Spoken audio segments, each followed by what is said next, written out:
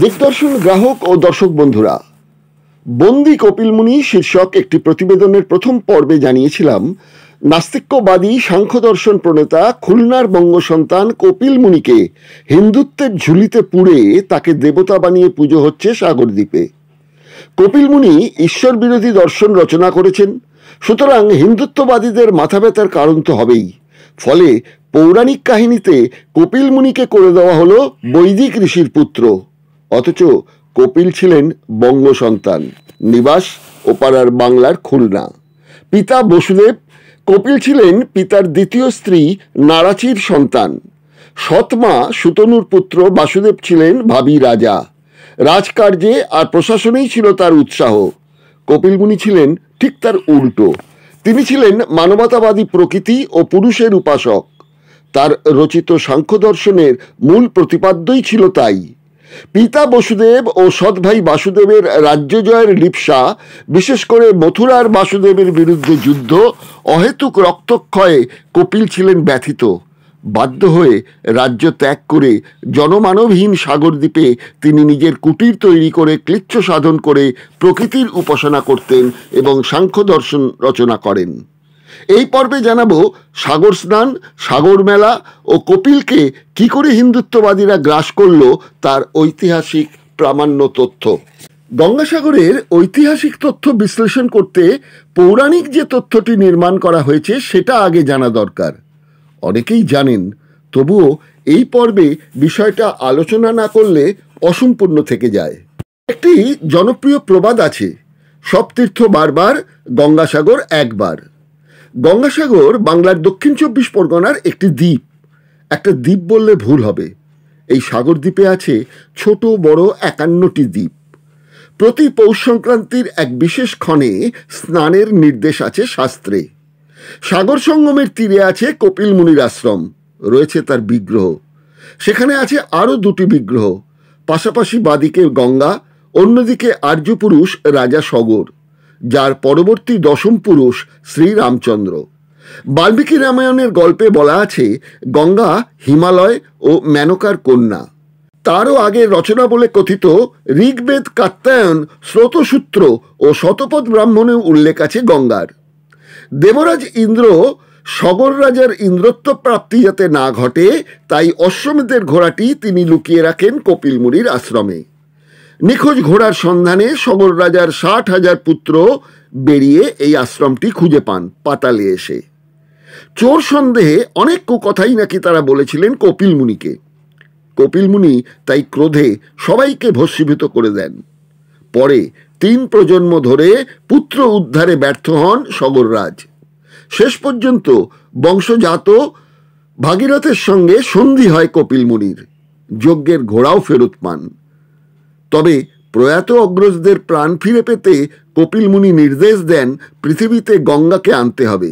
শেষ পর্যন্ত 1000 বিপত্তি পেরিয়ে ভগীরথ গঙ্গাকে এনে মৃত বংশের 60,000 জনকে মুক্ত করেন। এই হলো পুরাণের গল্প।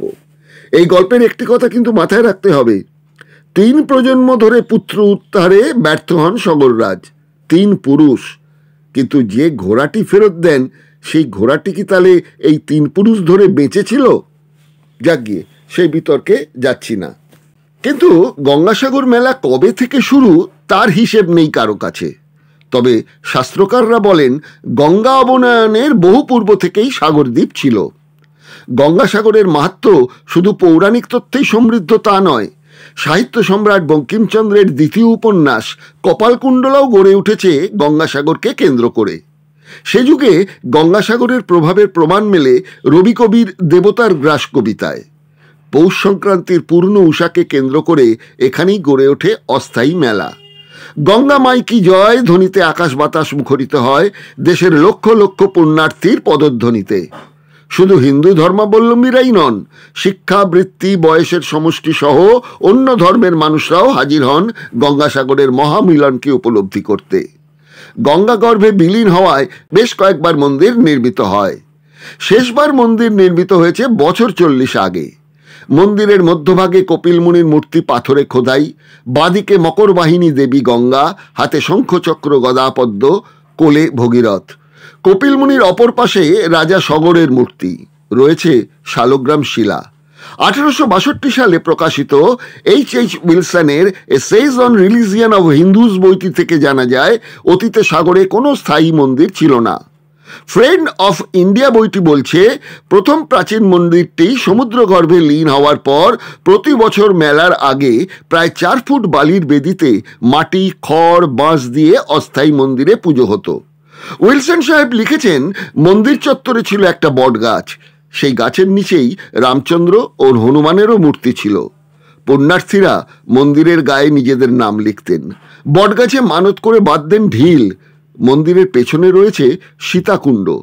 পুরোহিতকে দক্ষিণা দিয়ে সেই কুণ্ডের জল পানে পুণ্য সঞ্চয় করতেন।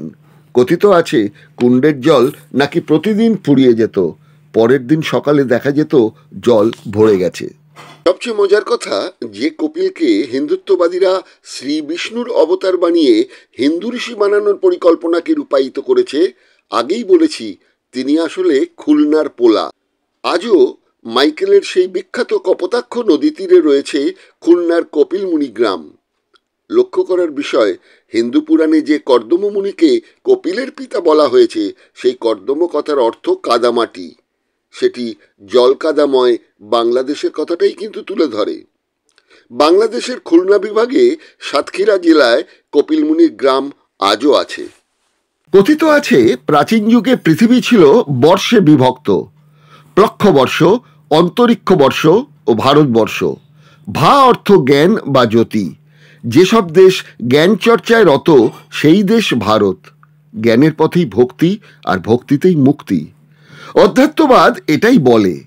ভারত ছিল 4 ভাগে বিভক্ত: উত্তরে উত্তরাপদ বা উত্তরাখণ্ড, দক্ষিণে দক্ষিণাপদ বা দাক্ষিণাত্য, পশ্চিমে বালি ও কাকড়ের ভূমি বালুচ, আর পূর্বে নিম্ন ভূভাগ বা পাতাল। দানবীর বলিরাজা ছিলেন এই পাতালের রাজা। তার 5 ক্ষেত্রজ পুত্র: বঙ্গ, অঙ্গ, কলিঙ্গ, পুণ্ড্র ও শূন্য। রাজকুমার বঙ্গের নামেই আমাদের এই বাংলা। এই পাতাল বঙ্গের দক্ষিণে গঙ্গা ও সাগরের মিলনস্থল গঙ্গাসাগর। কপিলমুনি ও তার সাংখ্য দর্শন সম্বন্ধে স্বামী অভেদানন্দ বলছেন, আজ পর্যন্ত ভারতবর্ষের বহু স্থানে জৈনগণের অনেকে বৈশেষিক ও ন্যায় দর্শনের পক্ষপাতী। ইহার পর মহর্ষি কপিলের সাংখ্য দর্শন। সম্ভবত যীশুখ্রিস্টের 700 বৎসর পূর্বে কপিলের অবস্থিতিকাল। ভারতের ক্রমবিকাশবাদের প্রথম প্রবর্তক মুনি কপিল। ইংল্যান্ডের সুবিখ্যাত দার্শনিক হার্বার্ট স্পেন্সারের সহিত কপিলের দার্শনিক মতের সাদৃশ্য দেখিতে পাওয়া যায়। কপিল পরমাণুবাদ স্বীকার করেন নাই। তাহার মতে পরমাণু এই সুনিয়ন্ত্রিত জগতের আদি কারণ নহে। জগতের উৎপত্তির কারণই প্রকৃতি বা আদ্যাশক্তি। ল্যাটিন ভাষায় প্রক্রেট্রিক্স এই শব্দটি জগতের উৎপত্তিকারিণী মহাশক্তিকে বুঝাইয়া থাকে। কপিলের সিদ্ধান্ত অনুসার ইন্দ্রিয় গ্রাহ্য এই বিশ্ব ব্রহ্মাণ্ড সেই প্রকৃতি হইতে উদ্ভূত হইয়াছে। এই প্রকৃতি নিত্য। কপিল অনুগুলিকে শক্তির কেন্দ্র, ফোর্স সেন্টার বলিয়া নির্দেশ করিয়াছেন। এই লেখাটি আছে রামকৃষ্ণ বেদান্ত মঠ প্রকাশিত ভারতীয় সমিতি দ্বারা একটি গ্রন্থে। স্বামী অভেদানন্দ তার এই বইতে কপিলমুনি সম্পর্কে আরও লিখেছেন, আকর্ষণ ও বিকর্ষণ এই 2 বিপরীত শক্তির যুগপৎ কার্যের ফলেই যে জগতের উৎপত্তি, এই তত্ত্ব কপিলই সর্বপ্রথম প্রচার করিয়াছিলেন। প্রথমা প্রকৃতি অর্থাৎ অনাদি অনন্ত মহাশক্তি হইতে ক্রমবিকাশের নিয়মের ফলে এই সুশৃঙ্খলাপূর্ণ জগতের উৎপত্তি হইয়াছে। এই সত্যই কপিল ন্যায় বিজ্ঞানের যুক্তির দ্বারা সপ্রমাণ করিয়াছেন। অভেদানন্দ মনে করেন প্লেটো সহ পরবর্তী সময়ে গ্রিক দার্শনিকদের বক্তব্য কপিল প্রভাবিত। তিনি স্বীকার করেছেন, যদিও কপিল একজন সৃষ্টিকর্তা ঈশ্বরের অস্তিত্ব স্বীকার করেন নাই, তথাপি তাহার প্রবর্তিত দার্শনিক সিদ্ধান্ত নাস্তিক মতের অনুসরণকারীও নহে, কারণ ইহাতে প্রকৃতি হইতে স্বতন্ত্র নিত্য ও অব্যয় পুরুষরূপী আত্মার অস্তিত্ব স্বীকৃত হয়েছে। এই পুরুষ বা আত্মা প্রত্যেক মানুষের মধ্যে ভিন্ন ভিন্ন। বিভিন্ন প্রকার বৌদ্ধ দর্শনের অভিমত ও কপিলের এই সাংখ্যতত্ত্বের ওপরই স্থাপিত। অর্থাৎ স্বামী অভেদানন্দ মানছেন কপিল মুনি হিন্দু ধর্মের ব্রহ্মা কর্তৃক জগৎ সৃষ্টির তত্ত্ব মানতেন না। তার বক্তব্য ছিল প্রাকৃতিক কারণেই পৃথিবীর সবকিছু সৃষ্টি। পুরাণ ছেড়ে ইতিহাসে চোখ বোলানো যাক। মানুষ প্রথম এ দ্বীপে পা রাখে অস্তিত্ব রক্ষারই প্রয়োজনে। সময়টা বলা মুশকিল। প্রথম আবাদি শুরু হয় 1811 সালে। ইংরেজরা তামাক, পটাশ, লবণ, সামরিক প্রয়োজনে কার্তুজের চামড়া, ধান তৈরির চেষ্টা শুরু করে। কিন্তু বারবার উদ্যোগ ব্যর্থ হওয়ায় লিজপ্রাপ্ত ইংরেজ বণিক হতাশ হয়ে পড়ে। এরপর ইংরেজ ও বাঙালি বণিক মিলে বানায় দ্য সাগর আইল্যান্ড সোসাইটি। কিন্তু 1864-তে 5ই মে সামুদ্রিক ঝড়ে সাগরদ্বীপ শ্মশানে পরিণত হয়, যার জেরে কয়েক বছর এই দ্বীপ পরিত্যক্ত হয়ে পড়ে থাকে। 19 শতকের মাঝে আবাদি জমি 6টি খণ্ডে বিভক্ত হয়: মাঠ পয়েন্ট, ফেরিংটোস, টাওয়ারল্যান্ড, শিকারপুর, বামনখালী ও ধবলাট। ইংরেজরা বিদায় নিলে উত্তর ভাগের 4টি ব্লক কিনে নেন হুগলির উত্তরপাড়ার জমিদার মুখার্জি পরিবারের প্যারিমোহন মুখার্জি। বাকি জায়গা কেনেন নিলামে বাবু হরিমোহন মল্লিক, কলকাতার ধনী উদিত চাঁদ দত্ত। আবাদির জন্য লোক আনা হয় মেদিনীপুর থেকে, বেশিরভাগ কাথি, রামনগর, খেজুরি, নন্দীগ্রাম থেকে। আজকের সাগরদ্বীপ মেদিনীপুরের ভূমিপুত্রদের উপনিবেশ। ডাঙায় বাঘ, সাপ, বন্য বরাহ, আর জলে কুমির, হাঙর, বন্যা, ঝড়, রোগ ব্যাধি, খাদ্য সংকট, পানীয় সংকটে জেরবার মানুষের লড়াই কিন্তু সেদিনের ভোলার নয়। বাঘ, বুনোশোর আর জঙ্গল সাপের জন্য জঙ্গলি অরণ্যবাসী লোক এলো ওড়িশার গঞ্জাম, ময়ূরভঞ্জ, ঝাড়গ্রাম ও বিহারের গিরিডি থেকে।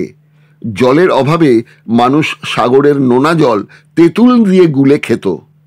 4 ব্রিটিশ নাগরিক ডেভিড হেয়ার, ফারসন, রিচার্ড হান্টার ও ক্যাম্বেলে লিজ হস্তান্তর হয়ে মেদিনীপুরের মানুষের হাতে আসে এই সাগরদ্বীপ। 1901 সাল নাগাদ দ্রুত হারে জনবসতি বাড়তে থাকে। বসতি বাড়ল, সংস্কৃতি এলো, এলো পুজো পার্বণ। 1942-এ এলো ঝড়। ঝড় ক্ষতিতে সাগরদ্বীপ আবার পরিত্যক্ত, নতুন করে বাঁচার সংগ্রাম। 1942 সালে স্বাধীনতা আন্দোলন শুরু দেশ জুড়ে। সাগর সন্তান গঙ্গাহরি দাস ও দুর্যোধন ঘরাইয়ের রক্ত ঝরল। বাংলার বিপ্লবীদের গোপন ডেরা হয়েছিল এই সাগরদ্বীপ। 1905 পর্যন্ত ঘোড়ামারা ছিল সাগরেরই অংশ, পরে বিচ্ছিন্ন হয়ে আলাদা দ্বীপ হয়ে যায়। ঘোড়ামারা বা সাগরের যোগাযোগ কাকদ্বীপ মারফত।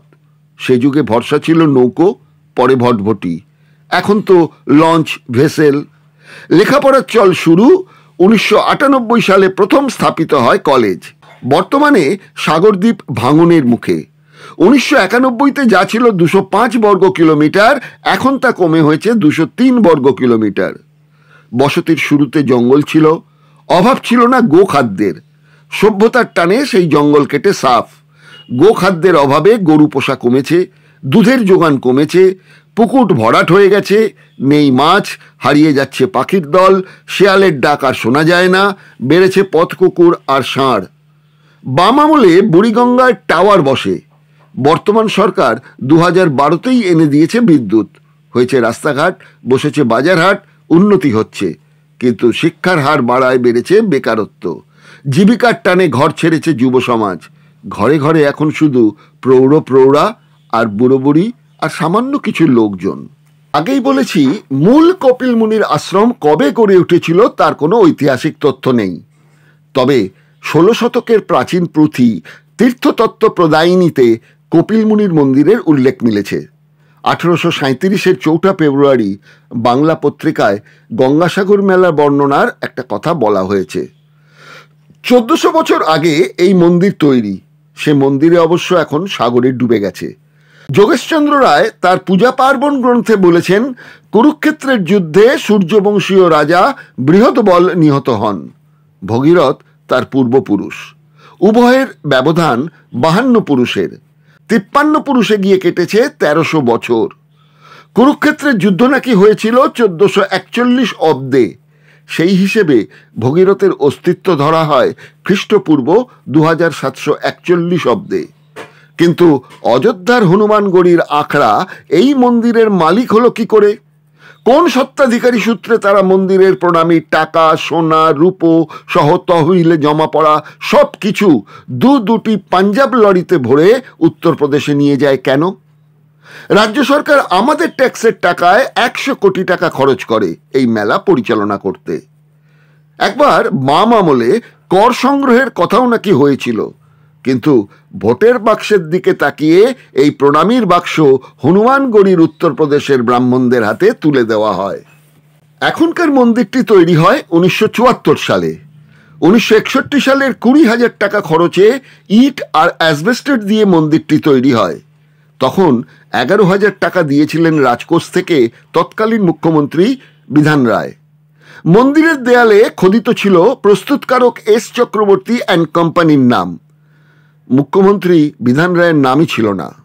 বলা হয় অতীতের কোনো এক সময় সাগরদ্বীপের জমিদার ছিলেন যদুরাম। এই মন্দিরের সেবায়েতের ভার তিনি দিয়েছিলেন অযোধ্যার রামানন্দজি সাধুকে। এর কিছুদিন পর থেকেই রামানন্দজির হনুমানগড়ির আখড়ার সন্ন্যাসীরা দাবি করে বসেন তারাই রামচন্দ্রের পূর্বপুরুষ ভগীরথের সঙ্গে যুক্ত। স্বয়ং বিষ্ণুই নাকি কপিলদেব হয়ে জন্মান। ফলে আখড়া উত্তর ভারতের জমিদারি তেজারতির ব্যবসায়ী এই দ্বীপের মন্দির দখল নিয়ে নেয়। ফলে এখানে যা আয় সবই হনুমানগড়ির আখড়া নিয়ে যায়। 14 জানুয়ারি 2025-এ আনন্দবাজারে প্রকাশিত এক সংবাদ সূত্রে জানা গেল, পুরীর শঙ্করাচার্য গোবর্ধন পীঠের নিশ্চলানন্দ সরস্বতী তিনি বলেছেন, সাগর মেলাকে কেন্দ্রীয় সরকার জাতীয় মেলার তকমা না দিলেও এটা জাতীয় মেলা, তাই তো আমি বারবার এখানে আসি। উল্লেখ করা যেতে পারে রাজ্যের মুখ্যমন্ত্রীরও দাবি এই সাগর মেলাকে জাতীয় মেলা ঘোষণা করতে হবে। কিন্তু হনুমানগড়ির প্রবল মোদি বিরোধী। উল্টে কয়েক বছর আগে সাগর মেলার দায়িত্বে থাকা মহান্ত বলেছিলেন আগামী দিনে প্রধানমন্ত্রী পদে তারা রাখতে চান মমতাকে। সুতরাং রাজ্য থেকে প্রণামী তুলে নিয়ে যেতে আর বাধা কোথায়? অন্যদিকে কুম্ভ মেলায় নাকি এবার যোগীজি 45 দিনের মেলায় এখনো পর্যন্ত যা হিসেব তাতে 2 লক্ষ কোটি টাকা আয় করবে উত্তরপ্রদেশ সরকার।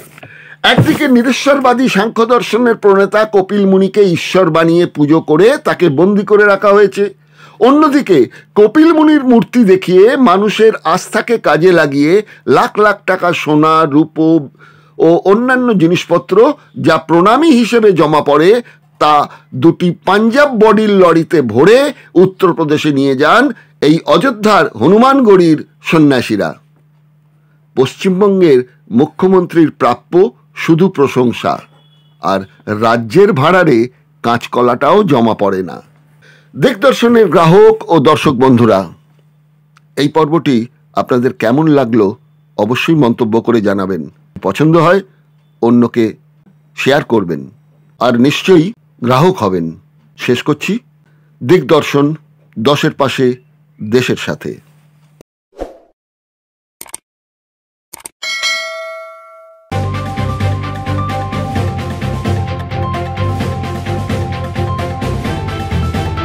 রংহীন সংবাদ আর অজানা তথ্যের জন্য দেখুন দিকদর্শন, 10-এর পাশে, দেশের সাথে।